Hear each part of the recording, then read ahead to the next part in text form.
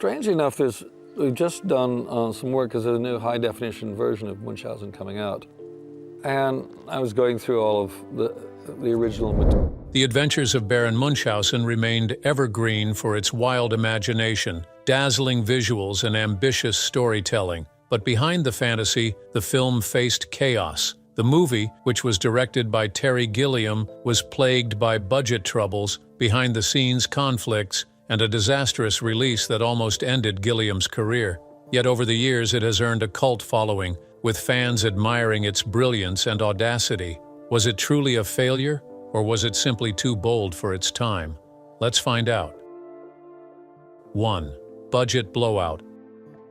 If someone had told Terry Gilliam that the budget used in making The Adventures of Baron Munchausen would spiral into a Hollywood legend, he would not have believed it. But that is exactly what happened. Initially, the studio approved the sum $23.5 million for the budget. As of that time, this was already a huge amount of money for a fantasy film. However, when they began the actual production of the movie, the costs skyrocketed uncontrollably. However, the filmmakers did not really notice this, and they only really paid attention to it when they finally tallied the numbers, and the budget had soared to $46.63 million. The biggest question on everyone's mind was, what caused such a blowout? For starters, Gilliam's vision was massive. He wanted elaborate sets, hundreds of costumes, and dazzling practical effects that would bring the Baron's tall tales to life. Filming for this movie took place at Cinecittà Studios in Rome, where over 60 sets were constructed. You would agree with us that this was a staggering number by any standard. Now, when you add to that delays, scheduling conflicts, and Gilliam's reputation for perfectionism, you can now see where the financial nightmare began brewing from. However, the runaway cost became a boon for the movie, as it helped earn the film a notorious reputation.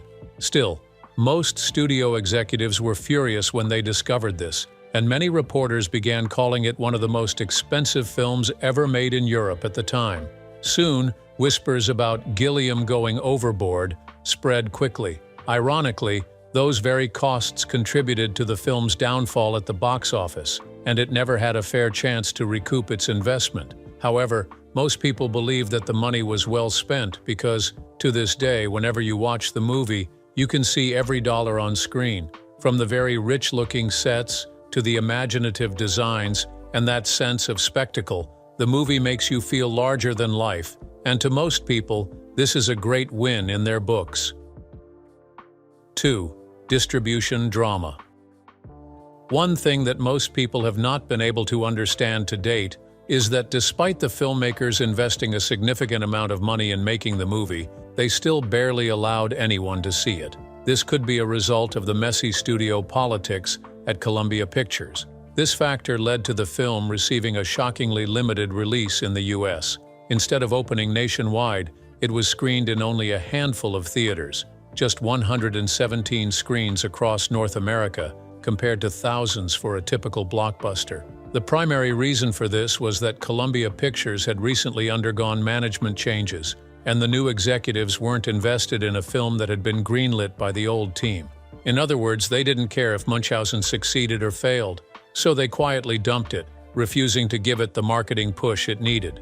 Some insiders even claim the studio sabotaged the release to distance themselves from the costly disaster. The result of this act was horrific. Despite the fact that the movie took about $46 million to make, it only earned about $8 million at the North American box office.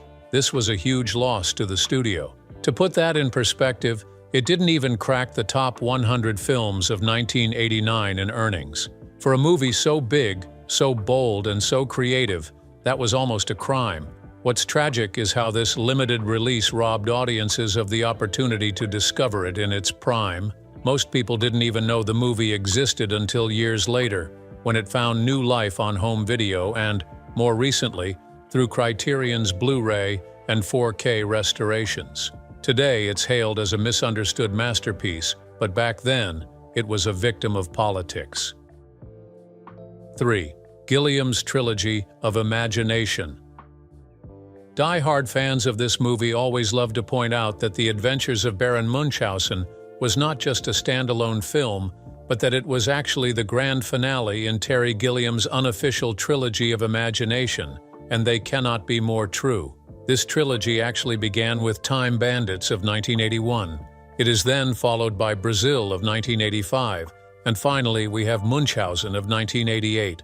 The most wonderful thing about this trilogy is that each film actually explores the clash of imagination and fantasy with grim reality, but through different stages of life. To provide a clearer understanding, let's examine these trilogies. Time Bandits is about a child who escapes the dullness of his parents' lives by traveling through time with a band of dwarves. Brazil focuses on a middle-aged man trapped in a dystopian bureaucracy, dreaming of freedom and romance. And then there's Munchausen, which centers on an elderly storyteller fighting against reason, war, and even death itself, using only the power of imagination. When Gilliam was designing this trilogy, he wanted to show us how our imagination could help us cope with the world at different ages, as children, adults, and finally as older men and women facing mortality. In Munchausen, the Baron embodies that struggle. His stories may seem impossible, but they carry a deeper truth about hope and wonder. Just take a moment to think about it. Gilliam did an amazing job with this trilogy because that's the whole essence of movies, right? To make the most impossible stories feel real and even help us deal with the chaos of the world. That could be the main reason why Munchausen endured even when it was a box office disaster. This trilogy was a love letter to storytelling itself, reminding everyone who watched it or even heard of it that the power of imagination is always worth fighting for. 4. Casting quirks.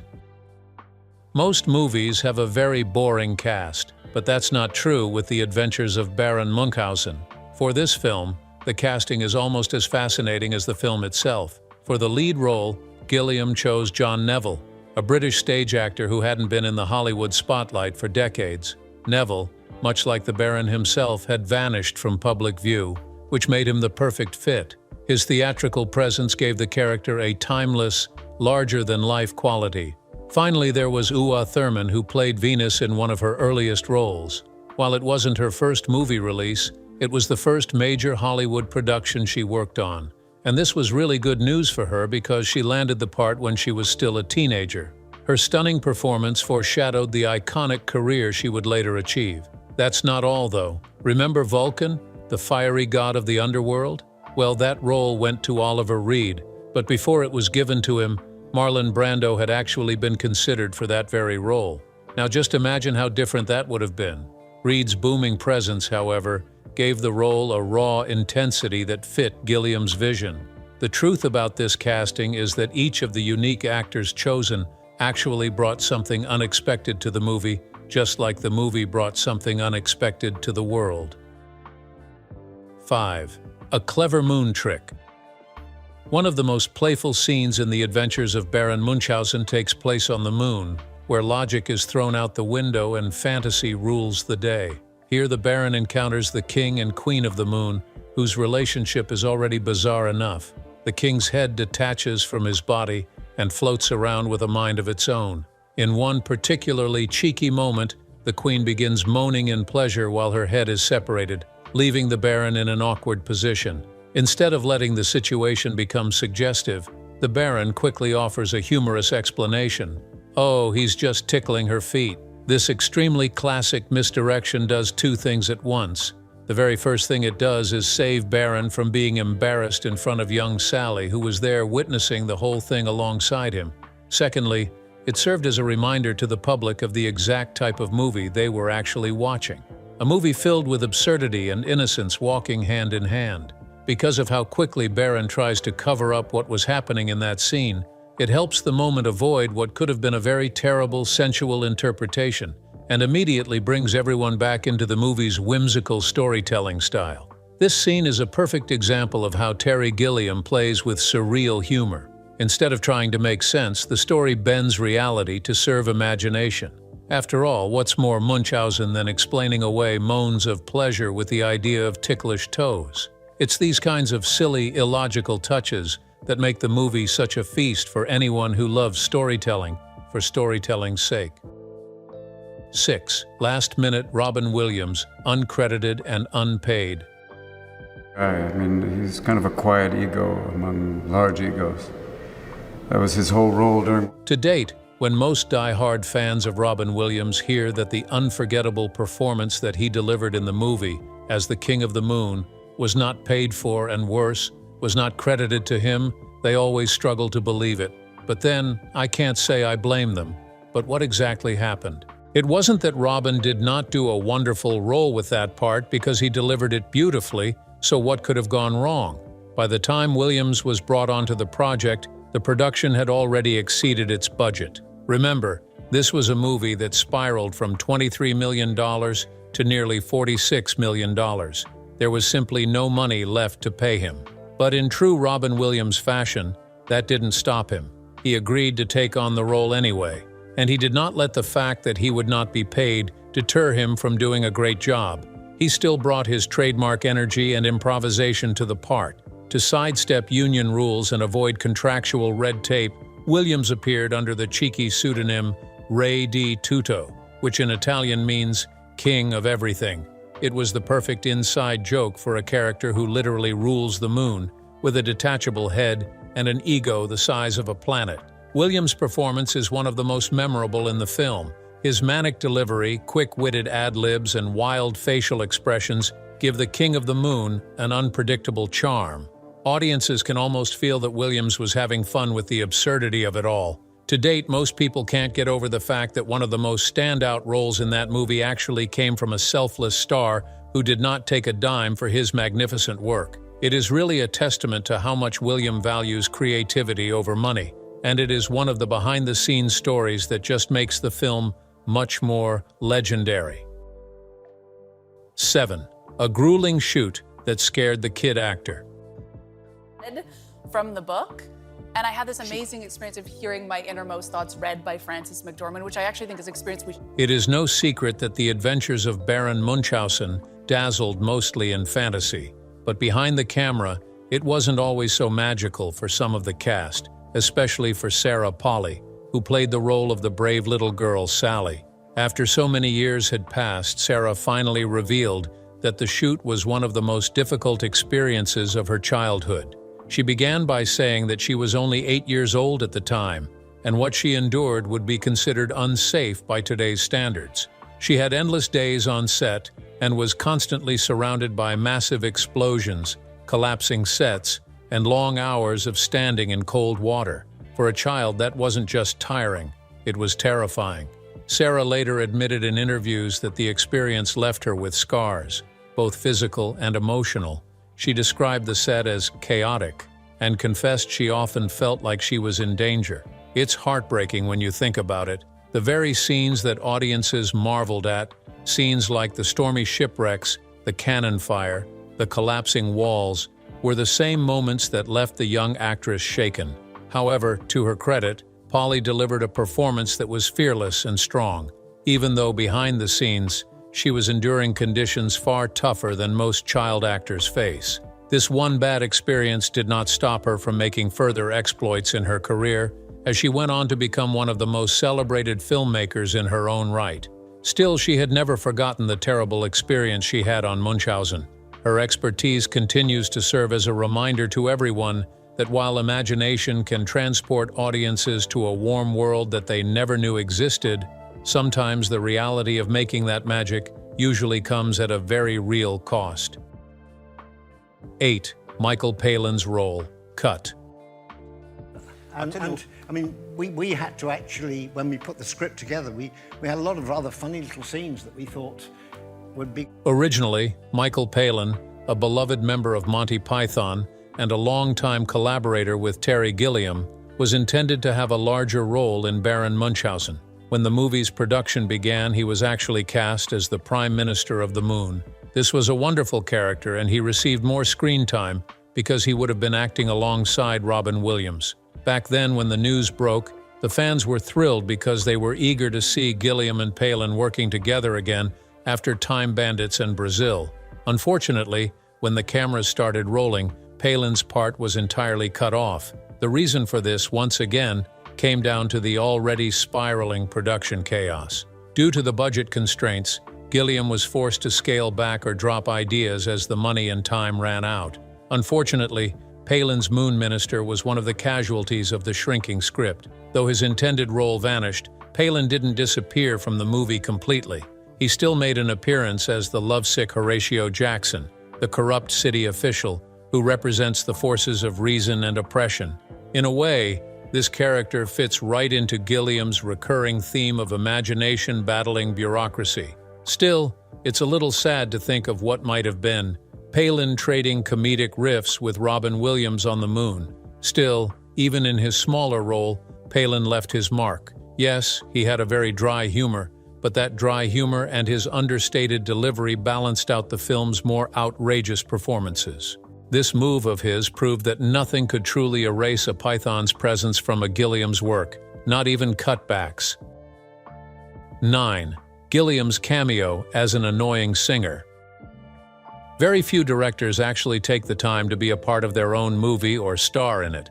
But Terry didn't care about that, and to date, he still talks about how happy he was to do that. That's right, the quirky genius behind the camera actually popped up on screen too.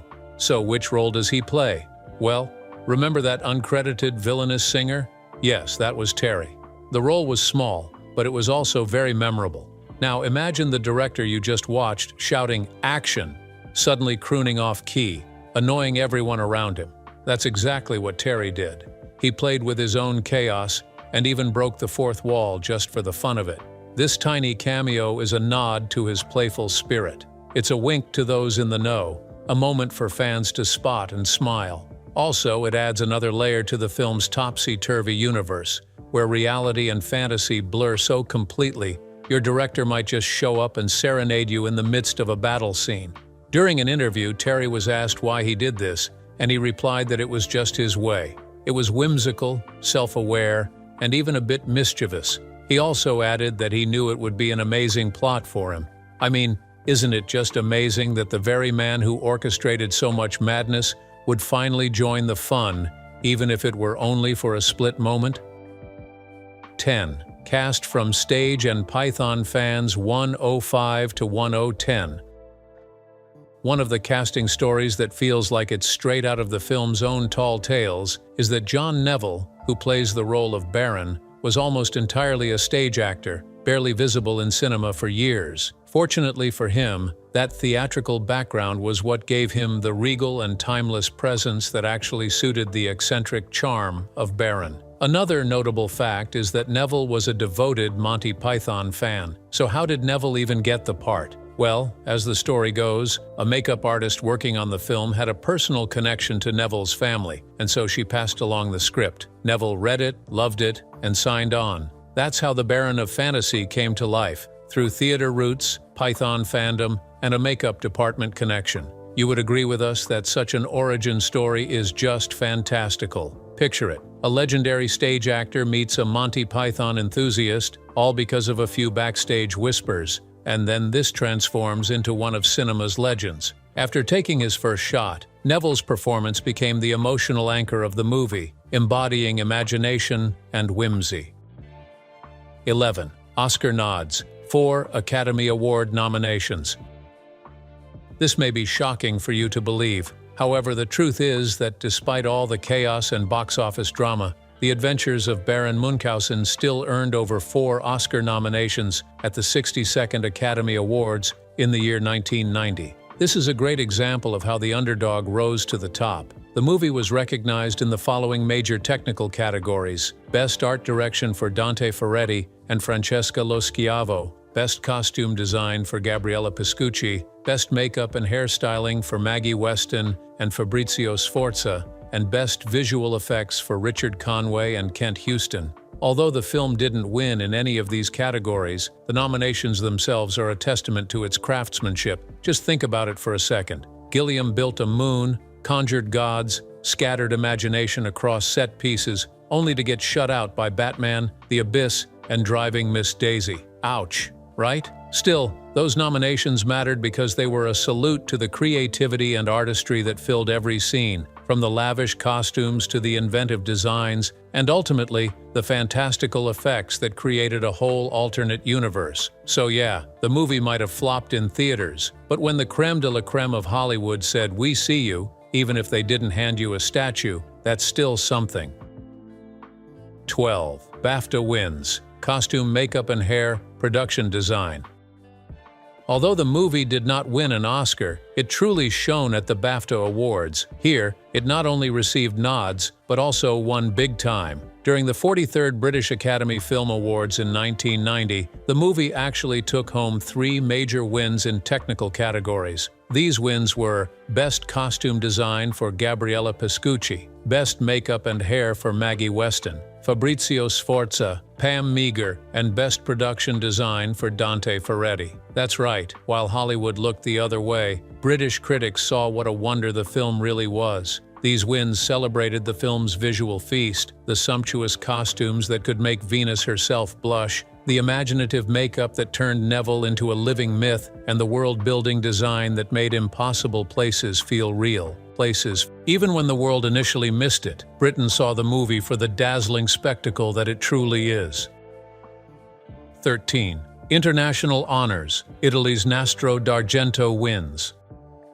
The Adventures of Baron Munchausen was so good that it garnered accolades from Hollywood and BAFTA, but it was also a major hit with Italian critics. Yes, you heard that right. In 1990, the film actually got 2 of Italy's most prestigious Nastro d'Argento awards: Best Cinematography for Giuseppe Rotunno, Best Production Design for Dante Ferretti, and Best Costume Design for Gabriella Piscucci. Can you actually imagine that? All of Italy's top critics, who gave nods and accolades to legends like Fellini and De Sica, actually looked at the wild fantasy world that Terry had created and said, "Oh yes, this is the real deal." It definitely means that Terry did something very right with this movie. As a matter of fact, both Rotunno and Ferretti worked tirelessly behind the scenes to turn cardboard and paint into cinematic wonderlands. Additionally, the fact that they have Italian roots also mattered significantly. This serves as a reminder to us that sometimes genius is recognized where craftsmanship is most respected,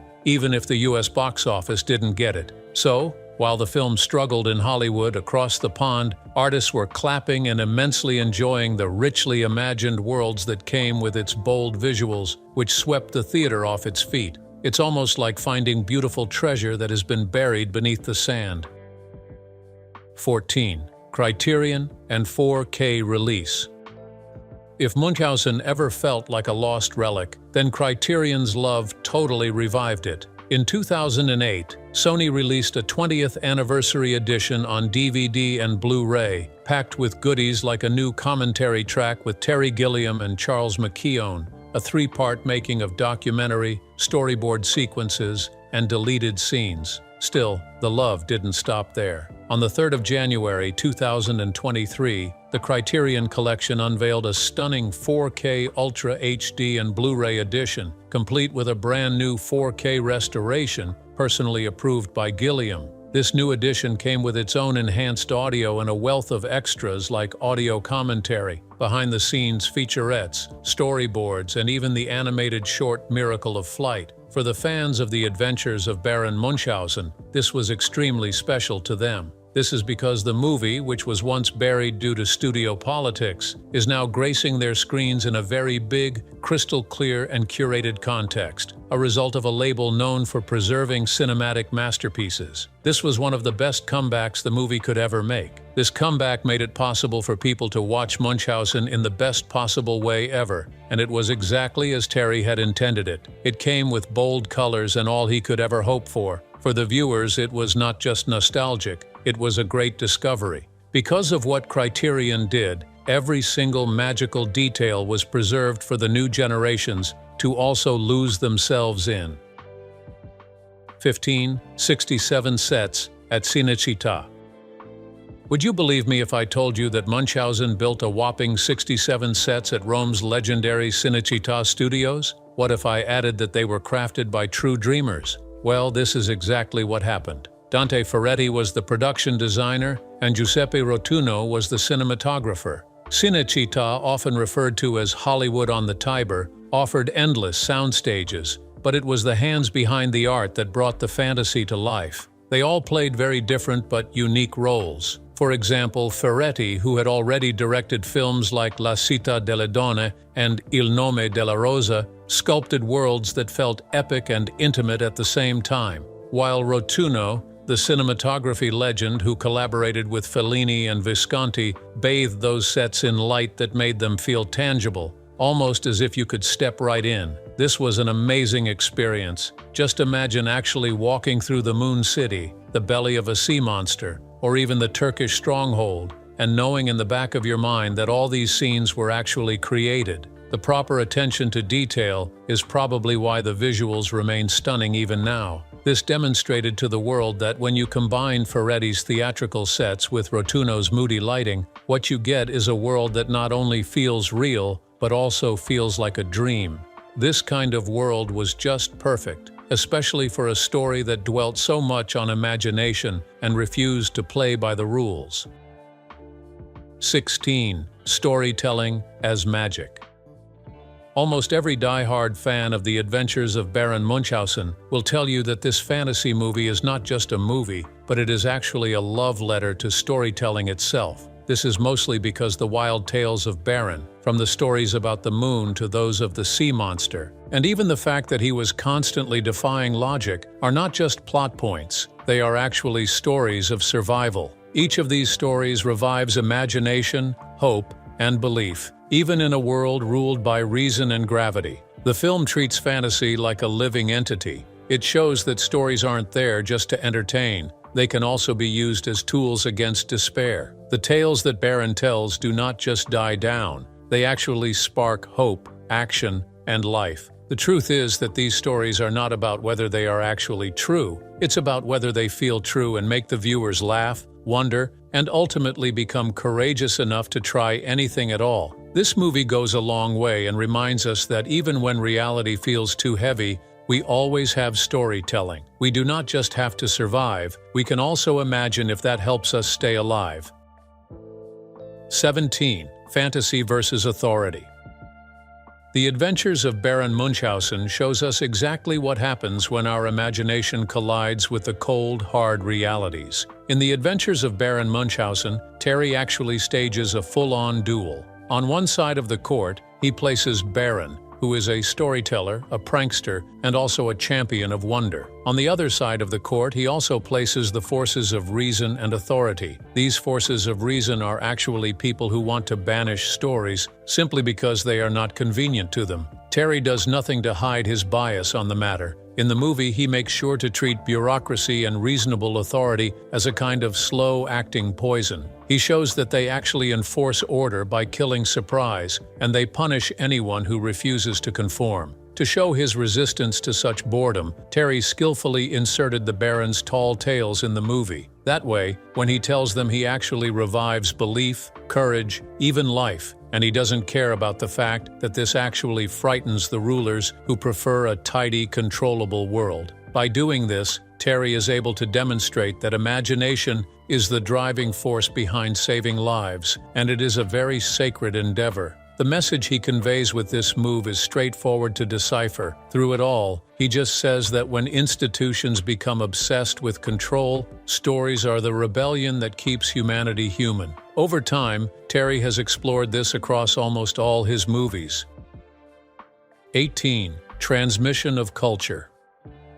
Have you ever wondered how it's possible that a great tale just keeps being told even long after it was first mentioned? Well, that is basically what Baron Munchausen is about. The movie illustrates how cultures endure by passing their stories from one person to another. In most online conversations and essays, fans argue the film does more than depict adventures. It models storytelling itself. It illustrates how myths are told, reshaped, and kept alive through performance. It is important to note that the movie doesn't actually present stories as lies. Instead, it portrays stories as vessels for values such as humor, courage, and defiance. Take, for example, when the Baron spins an impossible yarn, he's not deceiving his listeners for kicks. He is actually transmitting hope. Even those who doubt him end up carrying the tale forward, because stories are contagious in the best way. That's why viewers on forums like Reddit describe the film as the life of a story. In the traditional sense, Baron may not be the hero, but he is definitely a culture keeper.